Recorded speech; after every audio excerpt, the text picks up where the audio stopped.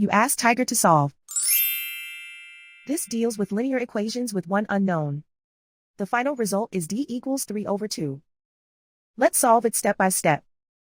Group all d terms on the left side of the equation. Add 3d to both sides. Simplify the arithmetic. Group like terms. Simplify the arithmetic. Isolate the d. Divide both sides by 10.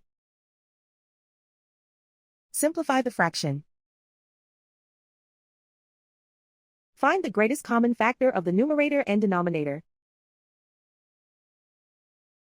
Factor out and cancel the greatest common factor.